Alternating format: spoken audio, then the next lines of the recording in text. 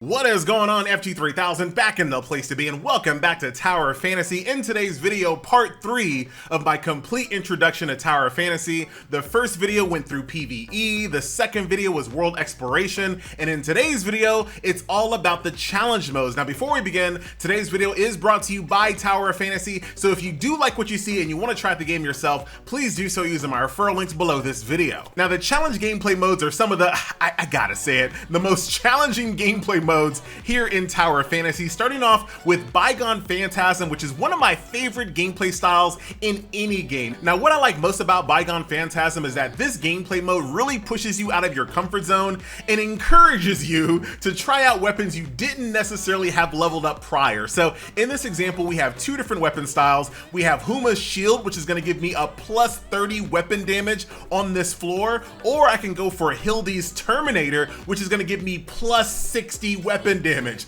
Now, obviously, having such big, massive bonuses to your attack is going to make a real big difference if you're stuck on a floor or if you're just trying to defeat a floor as fast as possible. Headshot.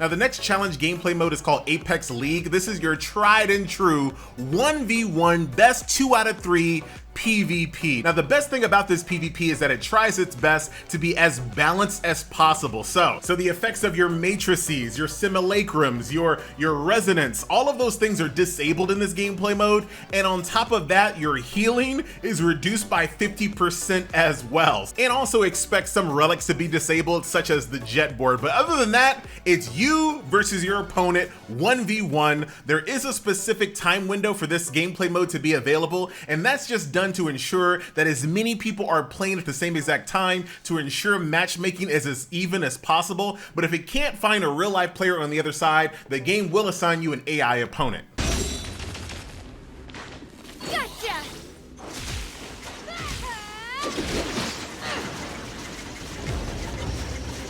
Now, the very first team-based challenge gameplay mode is called Void Rifts. Now, you can definitely do this gameplay mode with a random pickup group, but it might be a good idea to bring your own team with this one, because this does take a little bit of coordination to get done, especially with some of the higher difficulty bosses, right? So what do you do inside Void Rifts? Well, the very first thing that FG does, as soon as the instance starts, I separate from my group like Scooby-Doo, dude. It's great. And it's actually a gameplay mode where you're kind of encouraged to split up from your group and kind of divide and conquer, right? So let's explain. So the objective is to find 3 keys hidden on the map, and once you collect all 3 keys, you can summon a boss, defeat the boss, get loot. However, there's a little twisty twist. This boss is extremely powerful, and maybe there are some people out there that can bring a well-equipped team, find the 3 keys, and just instantly rush the boss. But for the large majority of the players, you're gonna have to play this zone a little different. So while you're searching for the keys, you're gonna be defeating enemies and elite monsters.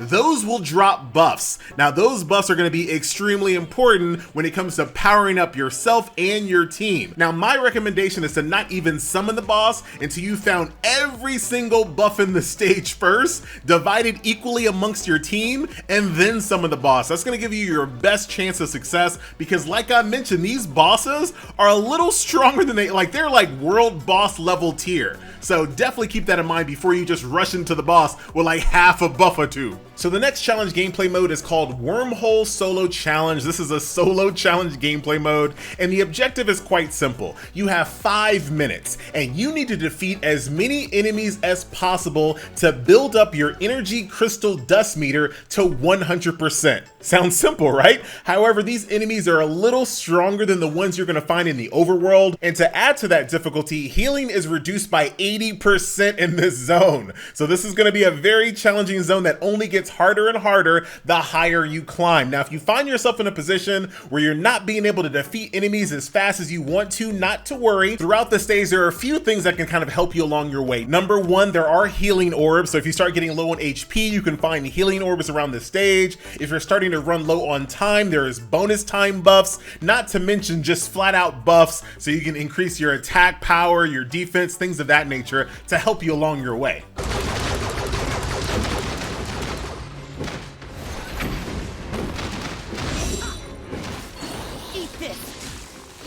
Characterization!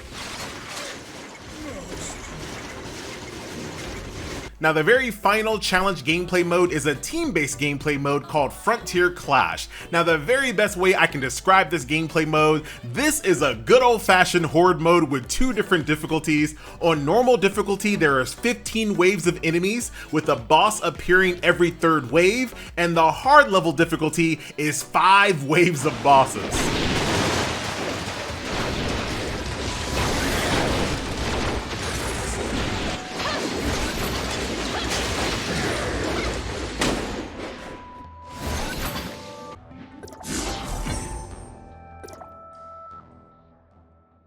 And then last but not least, what type of challenges would be complete without challenging mini-games as well? And dude, there are a lot of them.